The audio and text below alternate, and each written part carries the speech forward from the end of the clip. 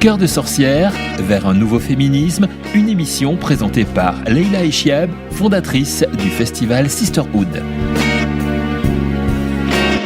Très chers auditeurs, très chères auditrices, bonjour. Je suis ravie de vous retrouver sur Radio Médecine Douce pour notre émission hebdomadaire Cœur de sorcière vers un nouveau féminisme. La puissance des femmes, les sorcières des temps modernes.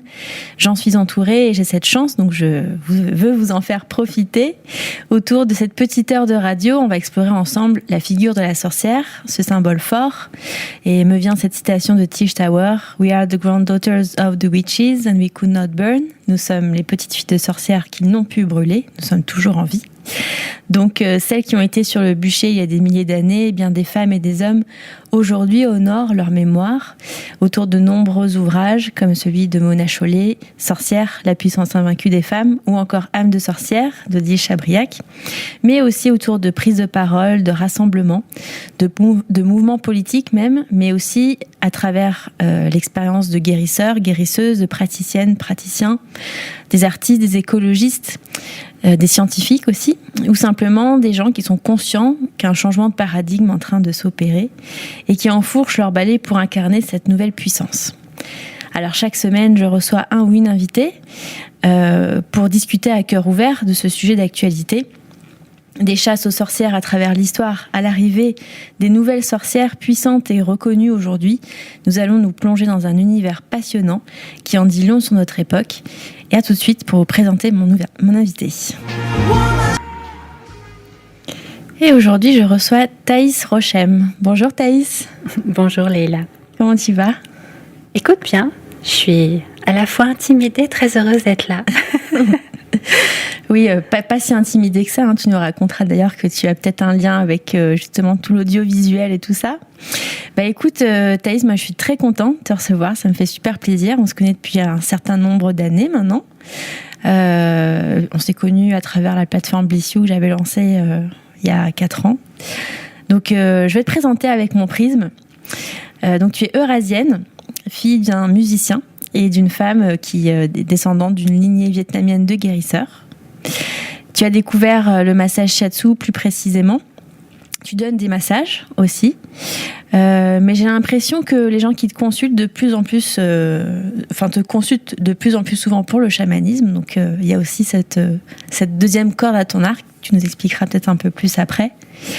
Et il y a quelque chose que j'ai lu sur ton site internet qui m'a beaucoup plu, c'est « Mes mains se sont réveillées et l'appel chamanique a suivi ». Donc peut-être que tu nous expliqueras ce cheminement du corps vers quelque chose de plus spirituel, de plus dans l'invisible. Donc tu suis toujours aujourd'hui le cursus en chamanisme qui est proposé par la FSS.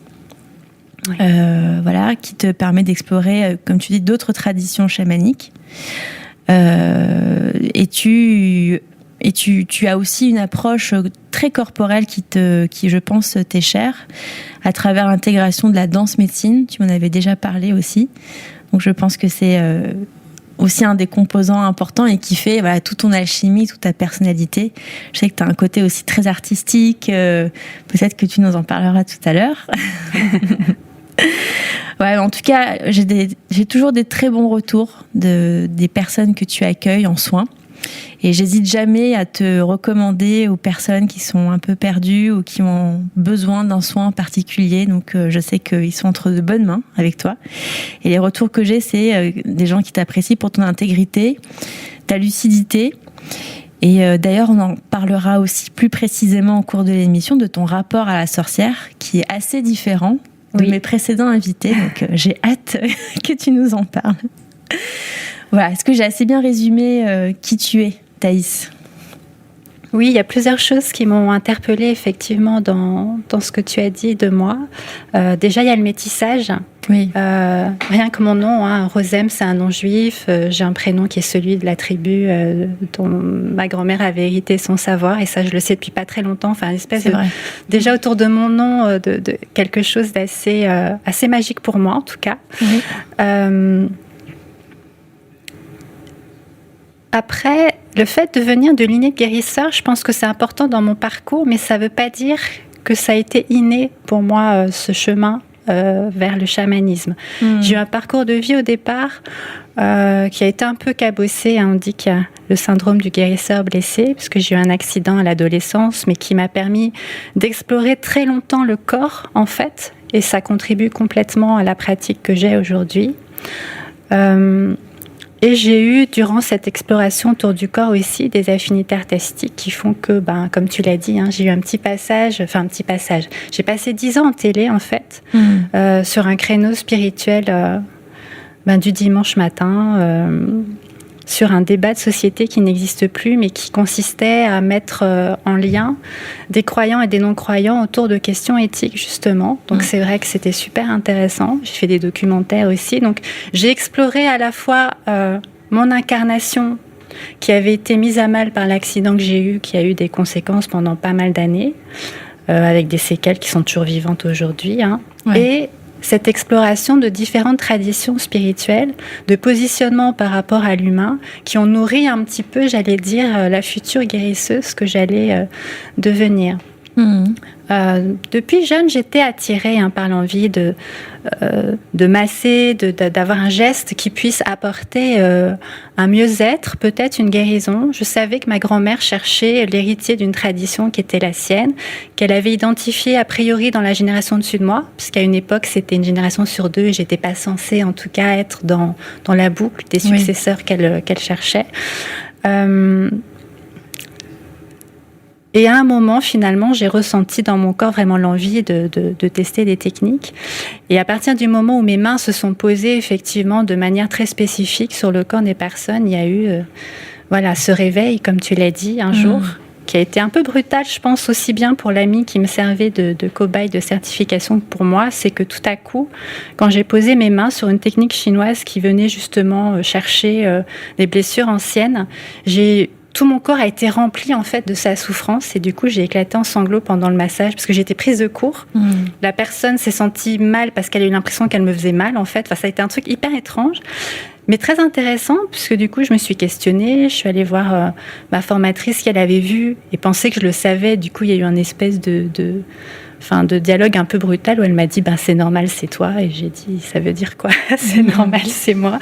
Donc il y a eu cette quête et du coup je suis allée vers des techniques plus énergétiques et j'ai ressenti une espèce de voix intérieure qui m'a vraiment invitée à aller rechercher le partenaire chamanique, les guides sur un plan plus spirituel, de me relier à mes ancêtres pour recevoir justement leur héritage. Donc j'ai eu toute une transmission, on va dire, post-mortem de ma lignée qui s'est faite. Et à un moment, je me suis intéressée effectivement à l'Institut de Michael Harner, dont je trouve le travail remarquable parce qu'il a su extraire une essence d'un héritage qui se perd un petit peu aujourd'hui pour qu'il soit accessible. Alors, son idée n'était pas de former des chamans, parce que je sais qu'il y a toujours des tas de débats là-dessus. Le chamanisme... Il y a une posture qui n'est pas juste liée au fait d'apprendre des techniques, d'accord, mais il a permis de rendre accessible un lien à l'invisible, un lien à la nature, un lien à soi aussi, que je trouve très intéressant et qui permet, comme tu l'as dit, d'aller explorer aussi pour moi des traditions différentes, d'enrichir, j'allais dire, ma pratique de techniques de guérison d'un peu partout finalement, ce qui me va bien avec mon métissage. J'aime bien cette diversité, ce dialogue un peu entre différentes cultures qui font que il y a une tradition amérindienne qui est venue s'inviter, notamment avec la danse médecine dans ma pratique. Il y a une richesse, je trouve, dans le métissage au sens large. C'est pas juste que moi j'ai un sang mêlé, mais je veux dire non. D'une manière générale, je trouve que la rencontre peut générer beaucoup de richesse. Et donc du coup aujourd'hui, est-ce que tu te considères comme une sorcière? La question qui tue pour Thaïs. Non, mais à Sisterhood, c'est vrai que cette année, tu as fait aussi un atelier.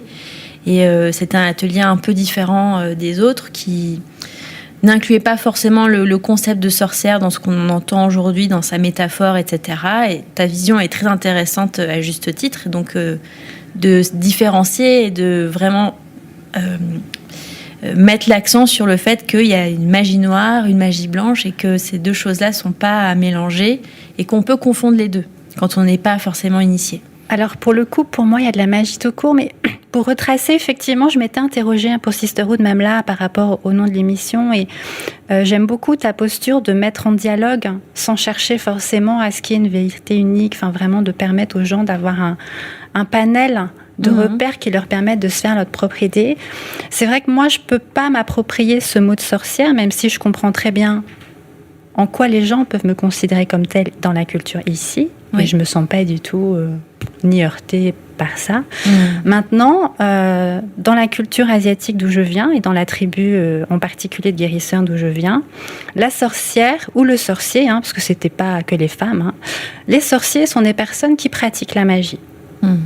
Et c'est toujours actuel. Et pratiquer la magie, ça veut dire quoi par rapport à mon chamanisme ? Mon chamanisme, il se base sur comment aider les personnes à retrouver leur pouvoir personnel. La magie, c'est un pacte qui consiste à prendre le pouvoir.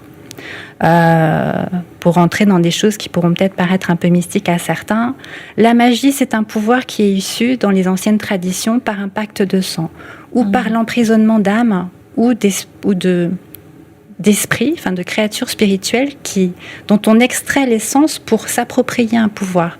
Donc forcément, à partir de ce principe-là, ça rentre pas dans la posture que moi j'ai choisi de faire. Après, ça veut pas dire que je suis l'ennemi des sorciers, dans le sens où, dans cette tribu, chacun fait son choix en fait de la pratique. Les rares fois, j'ai été parfois confrontée à des sorciers parce qu'on avait un conflit d'intérêts. Par exemple, j'ai un client qui s'est rendu compte qu'il y avait un pacte de cette sorte dans sa famille. Il n'avait pas envie, lui, d'être dans cette tradition. Il a fait appel à mes services pour l'aider à se libérer de ça, de cette empreinte. Donc forcément, voilà, là, la confrontation a lieu parce qu'on se retrouve un peu sur un terrain avec ce conflit d'intérêts. Ouais. Mais le reste du temps, enfin voilà, il n'y a pas de guerre, de sorciers, non-sorciers dans la tribu. C'est pas du tout l'idée. Chacun fait ce qu'il a à faire. Mais c'est vrai que, comme c'est important pour moi, cette idée de liberté, de libre arbitre, de retrouver une autonomie personnelle, je peux pas du tout rentrer en lien avec des pratiques qui consistent à imposer à l'autre quelque chose qu'il n'a pas demandé. Et j'avoue que pour moi, la magie blanche, ça reste une magie. C'est-à-dire que même si elle n'est pas aussi trash, on va dire, que la magie noire, quand je vois que les premières demandes, c'est des, entre guillemets, sorts d'amour, même si ça peut faire sourire, je suis désolée, la personne sur qui on jette le sort, elle n'a rien demandé, quoi. Oui. Donc, il y a une manipulation. Voilà, exactement. Il y a une manipulation qui est contraire au type d'accompagnement que j'ai envie d'offrir. Oui, complètement. Du coup, la sorcière, effectivement, je conçois très bien le concept en Europe, mais je ne peux pas dire que je suis une sorcière parce que pour moi, le sorcier, c'est quelque chose de très spécifique, quoi. Et dans tes inspirations de sorcières, du coup, est-ce que ça restera du coup des gens qui n'ont pas cet esprit de magie ? Pour toi, la magie, c'est vraiment quelque chose qui fait forcément partie de la manipulation ? Il y a dans le mot magie le côté magie de la vie, magie du moment. Enfin voilà, ça me parle. C'est un mot qui est très galvaudé. Voilà, c'est vrai que on ne sait pas trop où le mettre. Maintenant, la pratique magique, c'est autre chose. Donc, c'est vrai que dans les figures qui m'inspirent, si tu as envie qu'on en parle maintenant, il y a différents types de personnes, militants ou pas, qui rentrent, je pense, dans ce que toi, tu mets dans la sorcière, mais qui ne sont pas forcément dans la guérison. Par exemple, quand j'étais en télé, il y a des gens que j'ai interviewés qui m'ont beaucoup marqué pour des engagements politiques, justement. Lima Agboui, par exemple, qui a été co-lauréate du prix Nobel de la paix en 2011, pour avoir contribué à arrêter la guerre civile dans son pays en lançant une grève du sexe, quoi. Ça, c'est un truc qui m'avait quand même scotché à l'époque. Après, c'est vrai que là, on a envie de sourire en se disant comment on peut arrêter une guerre en faisant la grève du sexe, quoi. Après, pour avoir parlé avec elle, on voit bien que dans cette mesure, la situation était tellement dramatique que l'idée de se faire violer et tuer, c'était même plus la question, quoi. Elles avaient un truc à faire. Et dans leur pouvoir de femme, elles se sont dit qu'est-ce qu'on peut faire. Et elles sont parties dans ce truc-là. Et chose incroyable, ça a marché. C'est quand même un truc de dingue. Donc c'est vrai qu'elle m'avait beaucoup marquée. Après, ici en France, j'avais rencontré une femme qui s'appelle Annick Parent, qui était à l'initiative des Amazones s'exposent, des femmes qui, suite à un cancer du sein, sont devenues Amazones et qui n'ont pas eu accès ou n'ont pas souhaité faire la reconstruction parce que ça les remettait dans un parcours médical douloureux, compliqué. Et elle a eu envie de créer des images une iconographie propre à ces femmes à travers la peinture, à travers la photo, pour aider un petit peu, j'allais dire, la femme à pouvoir exister dans cette configuration, alors que la poitrine, c'est un symbole hyper fort et que du coup, ça pouvait générer des choses compliquées. Donc, il y a des engagements que moi, j'estime être de l'ordre de la sorcière, pour le coup. Bien sûr. Après, il y a des figures, pour moi, qui peuvent être plus héros du quotidien, enfin, des gens qui m'ont marqué dans des positionnements. Ou pour le coup, tu vois, tu parlais de danse-médecine tout à l'heure. Le couple qui m'a fait découvrir la danse-médecine, Anena et Nicolas Bernard, qui ont créé les 9 souffles, ce qui m'a marqué la première fois que je les ai vus, c'est à la fois le couple intérieur et le couple ensemble qu'ils font. D'espèce de solidité, de manière de pouvoir travailler indépendamment l'un de l'autre, mais aussi ensemble, dans un modèle très inspirant, féminin-masculin, qui là, pour le coup, je trouve, représente aussi beaucoup quelque chose que j'ai envie de véhiculer dans ma transmission. Comment on peut être féminin-masculin en soi et à l'extérieur, quelque chose de stable, de solide, qui tient la route et qui peut inspirer. Après, dans les rencontres féminines, il y a des personnes comme toi, justement, parce qu'il y a cette plateforme de dialogue que je trouve vraiment magnifique. Et une autre rencontre qui va peut-être te faire sourire. J'ai rencontré, il y a quelques années, une danseuse aérienne qui s'appelait Émilie, qui avait une salle de pole dance pas loin de chez moi. Et écoute, cette fille, elle m'a saisie parce que... elle lançait sa salle, elle m'a demandé si je voulais venir, puis forcément, avec mes problèmes de motricité, je lui ai dit que c'était pas possible. Et elle aimait tellement ce qu'elle faisait, elle m'a dit, passe et on verra si on peut s'adapter. Et ce qui était génial, c'est qu'elle n'était pas là pour faire la sexy ou pour faire de la performance, parce que tout ce qui est danse aérienne, c'est quand même hyper athlétique. Je veux dire, c'est pas, t'es pas sur ta pôle si t'as pas quand même une musculature, un entraînement très fort. Et elle voulait juste me faire sentir. Donc, elle m'a porté des fois, elle m'a accroché à des trucs en me disant, tiens, et en me tenant, tu vois, parce qu'elle savait que je pouvais pas le faire. Mais ça a été une rencontre et je voyais bien que les femmes qui venaient là pouvaient s'approprier leur corps parce que la pôle, forcément, comme c'est ta peau qui adhère et que le vêtement te fait glisser, donc c'est dangereux, t'es en toute petite tenue. Et personne n'était là pour se regarder. Toi, moi, j'étais quand même dans les plus vieilles, il faut le dire aussi. Et les gens étaient juste là pour explorer quelque chose d'eux, ou une dimension humoristique ou sensuelle ou autre, en toute liberté, parce qu'elle aimait tellement ça qu'elle leur mettait aucune projection d'une image de ce que devrait être une danseuse de pole dance ou autre. Et j'ai trouvé que c'était très porteur, en fait. On peut se dire danseuse de pole dance, mais sincèrement, humainement, j'ai adoré la rencontre. J'ai pu en plus, moi, découvrir des choses de moi à travers ce qu'elle a eu envie de me faire explorer, sensations, t'as la tête en bas et tout. Enfin, c'est assez... Ça vient de solliciter aussi dans le corps. T'as confiance à l'autre aussi, parce que tu te dis que si elle te lâche, c'est fini, quoi. Mais cette manière dont elle donnait accès aux personnes... Alors, il y avait plutôt des femmes, mais il y avait 1 ou 2 hommes quand même dans sa discipline. Au fait que, tout le monde est en petite tenue, en train de faire quelque chose de très sportif, mais qui vient chercher autre chose. Bien sûr, une autorisation personnelle, une gestuelle, un rapport au regard de l'autre ou un rapport à sa propre sensualité que j'ai trouvé assez génial. Donc, alors je ne sais pas si pour toi ça rentre dans les sorcières, etc. Mais voilà, c'est le type de figure qui peut, moi, pour toi, en tout cas, porter.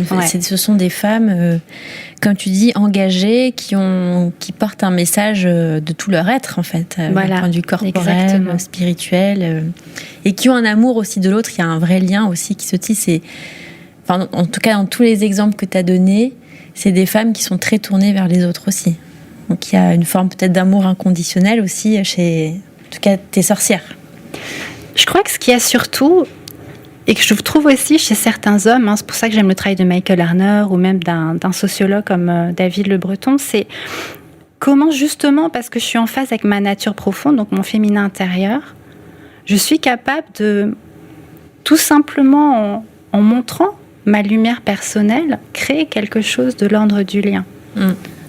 Et ça, je trouve ça super beau, Pour moi, pour le coup, la clé, tu vois, dans le féminin, il serait là. Justement, ça fait le lien avec la question que j'ai envie de te poser. Il y a aussi un thème très important pour toi, c'est de rétablir l'équilibre masculin-féminin. en tout cas de réhabiliter aussi le masculin chez les femmes et chez les hommes. Oui.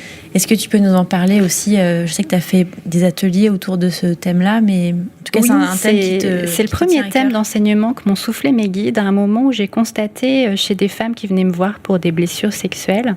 Alors, il n'y a pas que des femmes qui viennent me voir pour ça, mais surtout chez elles, beaucoup allaient à des cercles de femmes.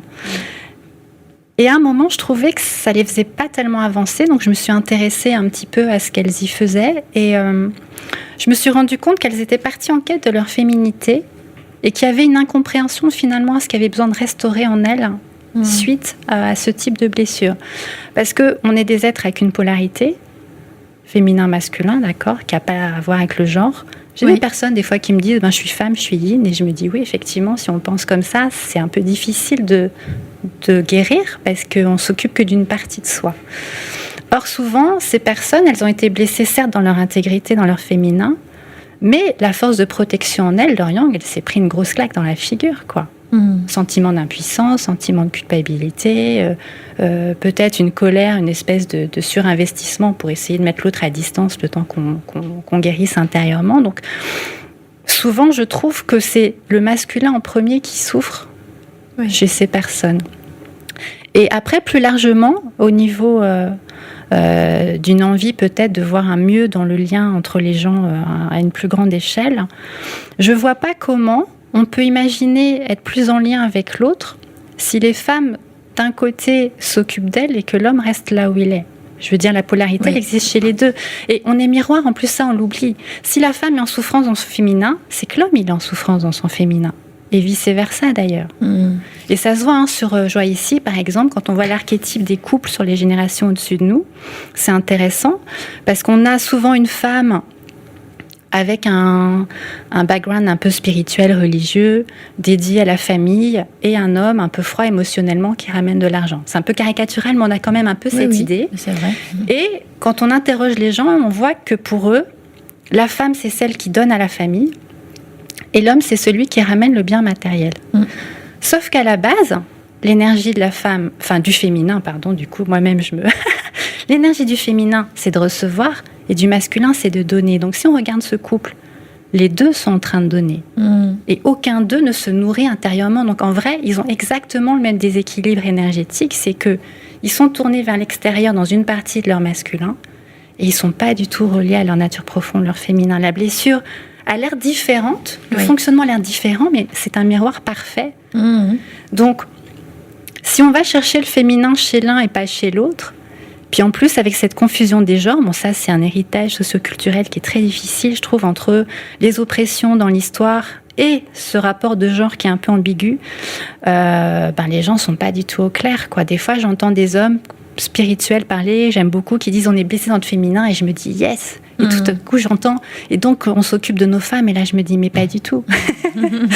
Voilà, là, je me dis, c'est la culpabilité, et je le vois chez des hommes parfois que j'ai en accompagnement, où ils ont cette conscience collective qu'il y a eu une oppression de la femme dans l'histoire qui est lourde. Ils sont dans une culpabilité où malheureusement, ils se sentent redevables, ils ont l'impression qu'il faut racheter quelque chose, et ils tombent sur des femmes hyper vindicatives qui profitent d'eux parce qu'ils se sentent tellement, ils se disent tellement, ben oui, on est responsable de cette souffrance qu'en fait...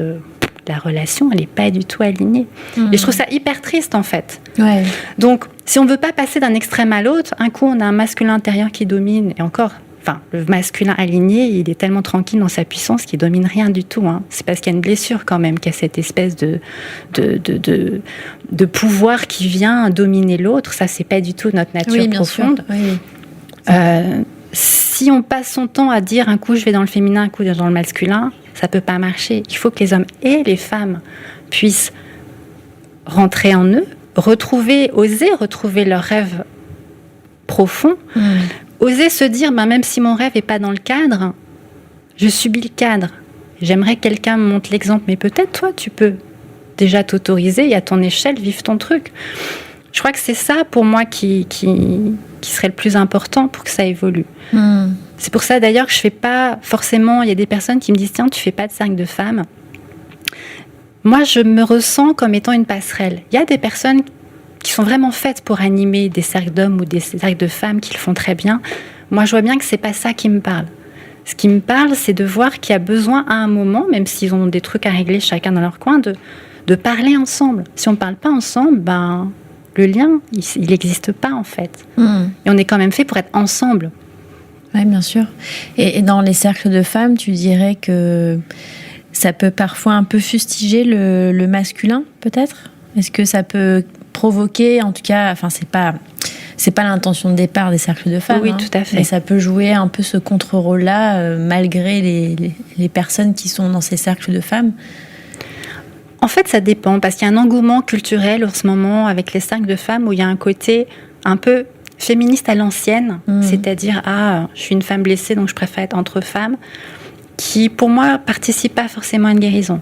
Après, comme je le dis au départ, le cercle de femmes, c'est quand même un cercle multigénérationnel qui est là pour accompagner des transitions physiologiques de la femme. Ça a tout à fait sa raison d'être, ça a sa place pour aider les jeunes filles qui découvrent leur cours la puberté, la phase de ménopause qui n'est pas évidente, faire des jolis rituels de maternité. Enfin, je veux dire, il y a des belles choses à vivre, à célébrer, femmes. Tout à fait. Il y a des choses à célébrer. Donc, c'est pas du tout le cercle de femmes en soi qui pose souci. C'est juste que pour certaines blessures, je trouve que c'est pas l'endroit. Et ça, je crois que c'est pas clair parce qu'il y a cette confusion de genre. Parfois, justement, ces femmes agressées disent « je dois restaurer ma féminité ». Peut-être que c'est là qu'il y a un souci parce que c'est pas ça qui a été blessé. Et si on s'en rend pas compte, la personne, elle va s'isoler dans son cercle de femmes. Et le cercle de femmes n'est pas forcément là pour l'accompagner dans le reste. C'est pas sa vocation de départ, surtout si elle annonce pas son intention. Donc, restaurer la féminité, pour moi, c'est pas la première étape quand on a été blessé dans son intégrité corporelle. Oui, c'est vrai qu'à tort, on a tendance à penser ça, parce que le féminin avec un grand F a été étouffé historiquement, sociologiquement, et que on veut lui redonner toute sa place dans la société et dans nos corps de femmes. Et c'est vrai qu'il y a cette petite nuance aussi à avoir. Et du coup, la question qui me vient, c'est les gens qui viennent te voir pour faire un soin avec toi. Est-ce que cette blessure, justement, ou cette différence masculin-féminin, elle est vraiment quasiment omniprésente ou en gros, c'est pour annoncer ma question d'après, qui était est-ce que dans ce mouvement assez récent de sorcières, etc., qui est très lié à un mouvement féministe aussi sous-jacent, il y a tu te rends compte de cette inégalité ou ce sexisme qui aurait pu toucher les femmes qui viennent te voir? Il y a une vraie blessure là-dessus. Ça devient très présent d'ailleurs, que chez les hommes comme chez les femmes. À nouveau, parce qu'il y a cette incompréhension qui fait qu'on s'est focalisé sur le genre. Et ça met tout le monde dedans, quoi. Oui. Parce qu'on associe le féminin aux femmes et le masculin aux hommes. Alors c'est vrai que la langue française n'aide pas. C'est vrai que quand je parle de yin et de yang dans mes ateliers, déjà on est un peu plus au clair, parce qu'il n'y a pas cette espèce d'imaginaire qui nous ramène tout à coup à la petite amie, à la mère, au père, où là ça y est, on est perdu dans... c'est vrai. Voilà, là ça devient compliqué. Ça devient compliqué à juste titre. Mais du coup ça coupe. Si la personne a eu des traumatismes dans sa famille liés à un genre particulier, elle va se couper en elle de cette énergie-là. Et du coup, elle ne peut pas avancer avec ses rêves parce qu'elle n'a pas toutes ses ressources. C'est aussi bête que ça, en fait. Alors, quand je l'explique, les gens comprennent, tout à coup, ils se disent « Tiens, oui, tel fonctionnement, effectivement. » J'ai même un homme, un jour, qui m'a dit « Mais j'ai toujours cru que comme j'avais accès à mes émotions, j'ai accueilli la femme en moi. » Il me dit « Mais en fait, c'est pas du tout ça. » Il a trouvé ça super éclairant. Et les femmes, souvent... Quand j'explique que cette énergie yang, elle est là pour les aider à porter leurs rêves dans la matière, à avancer, à se protéger aussi, ça fait tilt. Pourquoi je suis dans mon monde intérieur et que concrètement, il ne se passe rien dans ma vie ? Effectivement, j'ai mis l'énergie yang de côté, et ça c'est malheureusement un effet éducatif qui est vraiment difficile à se délester, en tout cas ici en France. On a été éduqués avec les princesses Disney qui nous disaient que c'était le prince charmant qui allait nous sauver, nous prendre en charge et être télépathe pour savoir nos besoins. Donc on ne sait pas faire une demande, on attend d'être prise en charge et on n'a pas d'autonomie. Et j'ai envie de dire, et en plus... on se retrouve avec un homme en face qui est écrasé par le fait que d'instinct, il doit tout savoir. Donc forcément, ça crée une dynamique qui n'est pas hyper saine, quoi. Ça met une pression. Puis souvent, il ne se passe pas grand-chose de satisfaisant. Ouais, c'est sûr. Donc c'est vrai que pour se réapproprier le nombre de femmes qui commencent par oui mais non, mais je trouve ça tellement parlant. Ouais. Parce qu'on n'a jamais... Enfin, il y a un tel héritage où on ne pouvait pas dire ce qu'on avait envie de dire. Tout à coup, on nous demande un truc, puis on se dit « Ah ouais », puis on se dit « Ah là là, mais est-ce que j'ai le droit ?» Et tout à coup, il y a une espèce de rétro-pédalage, et ça donne un espèce de truc qui n'est pas toujours hyper audible. Parce qu'il y a tout à déconstruire. On a quand même un inconscient collectif qui est hyper fort, quoi. Oui. Donc c'est vrai que pour tout le monde... Aussi bien pour l'homme qui aimerait avoir une demande et enfin pouvoir juste dire « Ok, je te le fais » sans avoir à se patouiller les méninges pendant 3 ans pour savoir s'il a tapé juste. La femme en face qui est là en se disant « Bon, est-ce que si je bats des cils, c'est ok, mais en fait, ça ne va pas du tout la situation. » Enfin, on est dans un truc qui n'est pas évident, je trouve, à déconstruire. Alors, tout le monde voit que c'est lourd. Hein, on voit que les hommes et les femmes essayent des trucs. Oui, on tâtonne encore beaucoup. Hein. Maintenant, voilà, c'est vrai que pour la femme, je trouve que ce qui est difficile, c'est que quand elle se met pas dans cette espèce de carcan, parfois c'est pas facile, si on n'a pas fait un gros travail, de sortir du carcan sans être dans l'affrontement. Souvent, ce qui est difficile, c'est ça. C'est que tout à coup, on revendique, j'en peux plus de ce truc-là. J'ai envie d'être libre, j'ai envie d'être moi. Et dans cette espèce d'élan de liberté, on a un truc hyper dur qui peut fuser, un peu l'effet cocotte minute. Et il y a un ajustement. En même temps, il faut bien passer par une étape pour oser. Mais je pense que parfois, là, on est dans une étape... Moi, ce qui me chagrine, c'est que je trouve qu'il y a quand même quelque chose d'un peu trop agressif, qui fait qu'à un moment, les courants féministes ne me parlaient pas trop. Après, dans la nouvelle figure que tu as mise en avant, tout à coup, je me suis dit, tiens, finalement, je suis peut-être beaucoup plus féministe que ce que j'imaginais, parce que, effectivement, cet équilibre féminin-masculin, pour moi, est super important. Par contre, dans les vagues, à un moment qui allait contre l'homme, je ne me reconnaissais pas, parce que pour moi, par rapport au miroir que j'exprimais tout à l'heure, c'était un leurre, en fait. On se bat à l'extérieur parce qu'on se bat à l'intérieur. C'est une étape, mais à un moment, il faut réussir à pacifier pour créer avec l'autre. Et tant qu'on est chacun en train de militer dans son coin, on verrouille notre cœur, on verrouille le cœur de l'autre, et ça ne marche pas, quoi. Oui, non, et c'est vrai qu'une des premières étapes dans les cercles de femmes et aussi dans ce mouvement féministe de sorcières, c'est d'entendre sa colère de femme, du coup, ou féminin, ou du féminin, je sais pas, en tout cas de l'exprimer, de la déposer, pour ensuite aller vers un mouvement de pacification, comme tu disais, et donc de rencontre avec l'homme et opérer une guérison, en fait. Pour ceux qui nous écoutent, est-ce que tu as un conseil à donner pour incarner cette puissance de sorcière, ou en tout cas cette puissance d'équilibre, tu vois, masculin-féminin, comment il faut se poser la question, ou comment savoir si on souffre aussi de cette blessure-là? Alors j'ai envie de dire, osez vivre vos rêves même s'ils n'ont pas l'air conformes.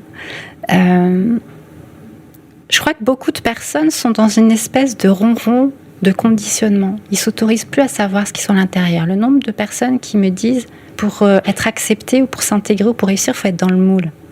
C'est hyper sinistre. Alors, si c'est un choix assumé, je me sens bien dans ce moule parce que c'est confortable. Il n'y a aucun souci pour moi là-dessus. Hein. Chacun fait ce qu'il veut. Par contre, pour ceux qui sont malheureux, c'est quoi le frein ?